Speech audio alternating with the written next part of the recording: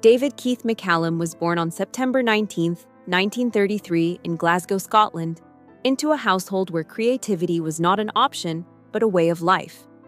His father, David McCallum Sr., was a respected violinist and conductor with the London Philharmonic Orchestra, while his mother, Dorothy Dorman, was a gifted cellist. Music filled their home daily, shaping young David's sense of rhythm, structure, and emotional expression long before he ever stepped onto a stage. Initially, he followed the expected path, training in classical music and studying at the Royal Academy of Music, where discipline and precision were central to his education. Yet, as he matured, McCallum felt drawn toward storytelling rather than performance alone. This pull led him to enroll at the Royal Academy of Dramatic Art, where he refined his acting skills and discovered how his musical background enhanced his ability to convey nuance, timing, and emotional restraint on screen. Early film roles and the road to recognition. McCallum's acting career began quietly in British cinema during the 1950s, where he appeared in supporting roles that revealed his intensity and thoughtful screen presence. Films such as Ill Met by Moonlight and Hell Drivers in 1957 showcased his ability to bring depth to even limited screen time. These early performances did not make him an overnight star, but they did establish him as an actor with seriousness and discipline, qualities Hollywood soon noticed. The turning point came with The Great Escape in 1963, a major international production featuring an ensemble cast of rising and established stars. McCallum's portrayal of Lieutenant Eric Ashley Pitt demonstrated intelligence, restraint, and quiet authority, traits that resonated with audiences worldwide. Though his role was not the loudest or most dominant, it stood out for its precision, proving that subtle performances could leave lasting impressions and open doors to global opportunities. Becoming a television icon with The Man from UNCLE.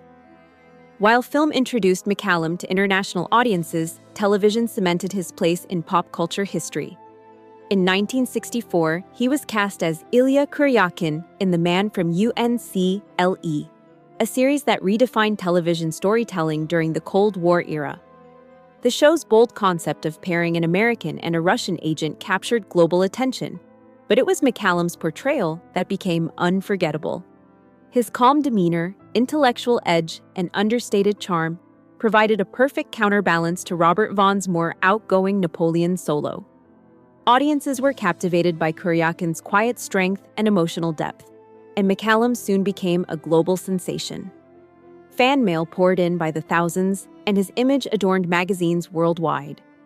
Though the series ended in 1968, Ilya Kuryakin remained one of television's most iconic characters, forever associated with McCallum's refined and thoughtful performance style.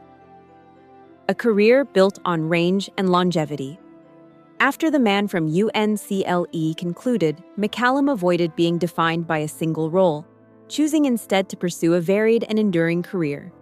He appeared in projects such as Colditz in the early 1970s, where his dramatic abilities were given greater room to breathe, and Sapphire and Steel from 1979 to 1982, a cult science fiction series that demonstrated his adaptability and intellectual gravitas.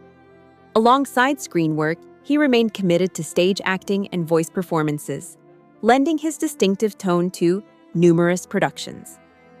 McCallum's performances were often described as thoughtful rather than flashy, rooted in intelligence and emotional restraint. This consistency earned him deep respect within the industry, even during periods when he was not in the mainstream spotlight. His career became a testament to longevity built on skill rather than trend chasing, a rare achievement in entertainment. Music as a parallel creative legacy. Long before crossover artistry became fashionable, McCallum pursued music alongside acting with genuine passion. During the 1960s, he released several instrumental albums through Capitol Records, blending classical foundations with contemporary arrangements. Albums such as Music, A Part of Me, and Music, A Bit More of Me revealed his skill not only as a performer but as an arranger who understood texture and mood. Though these recordings were initially modest in commercial impact, they later found unexpected relevance. Decades after their release, portions of his music were sampled by modern artists, introducing McCallum's work to new generations unfamiliar with his early career. This rediscovery reinforced the idea that his creativity extended beyond acting alone.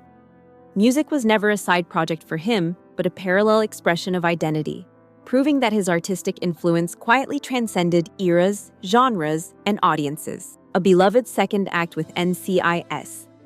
For many younger viewers, David McCallum became a household name through his role as Dr. Donald Ducky Mallard on NCIS, which he joined in 2003. As the eccentric yet compassionate medical examiner, McCallum infused the character with warmth, wisdom, and gentle humor. His delivery of long anecdotes, often beginning during autopsies, became a signature element of the show. Over 2 decades and more than 450 episodes, Ducky evolved into the emotional heart of the series, offering moral clarity and empathy amid procedural storytelling. McCallum's performance resonated across generations, connecting longtime fans from the 1960s with audiences discovering him for the first time. This late career success was not merely a revival, but a reaffirmation of his enduring relevance, proving that authenticity and craft never go out of style. Love, marriage, and personal transitions. McCallum's personal life, like his career, experienced moments of joy and profound change. In 1957, he married actress Jill Ireland after meeting on the set of Hell Drivers. Their union symbolized 2 rising talents navigating early success together, and they welcomed 3 sons during their marriage. However, the pressures of demanding careers, constant travel, and life in the public eye gradually created distance between them. By the mid-1960s, they chose to separate, finalizing their divorce in 1967. Despite the emotional difficulty of this transition, McCallum remained a devoted father, prioritizing his children's stability and well-being. He approached this period with discretion and dignity, rarely speaking publicly about personal pain. Instead, he focused on maintaining strong family bonds and continuing his professional work, demonstrating resilience during a deeply transformative chapter of his life. A lasting partnership and renewed stability. Later in 1967, McCallum found enduring companionship when he married Catherine Carpenter in New York. Their relationship began 2 years earlier after meeting at a magazine photo shoot, and it quickly developed into a partnership grounded in mutual respect and shared values. Catherine, who transitioned from fashion modeling to a successful career in interior design, brought balance and stability to McCallum's life. Together, they raised 2 children and built a home that provided consistency amid the demands of Hollywood. Their marriage lasted an extraordinary 58 years, becoming one of the most admired long-term unions in the entertainment industry. Known for their philanthropic efforts and quiet devotion, the couple demonstrated that lasting love in Hollywood was possible. Catherine's steady support allowed McCallum to thrive personally and professionally well into his later years. Friendship, trust, and emotional growth.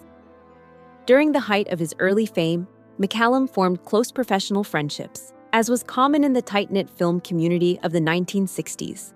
One such friendship emerged during the making of The Great Escape, built on shared experiences and mutual respect. Over time, however, personal relationships evolved in ways McCallum did not anticipate, leading to emotional challenges that reshaped his perspective on trust and connection. Rather than allowing resentment to define him, McCallum chose reflection and acceptance. In later years, he spoke with calm honesty about learning that people follow their own paths, even when those paths bring pain. His response was not bitterness, but maturity, emphasizing the importance of forgiveness and emotional responsibility. This approach allowed him to protect his children from conflict and preserve his own sense of peace, revealing quiet strength beneath public success. A life remembered with grace and impact. David McCallum passed away on September 25, 2023, at the age of 90, closing a career that spanned more than 7 decades. His death occurred in New York City, coinciding poignantly with a televised celebration of NCIS, the series that had defined his later years. This timing felt symbolic, reflecting a life continually connected to audiences across generations. McCallum's legacy is not confined to any single role, but defined by consistency, humility, and dedication to craft. From classical music halls to Hollywood sets, from Cold War television icons to beloved modern dramas, he remained authentic and grounded. His life story stands as a reminder that true success is measured not only by fame, but by resilience, kindness, and the ability to evolve while staying true to oneself.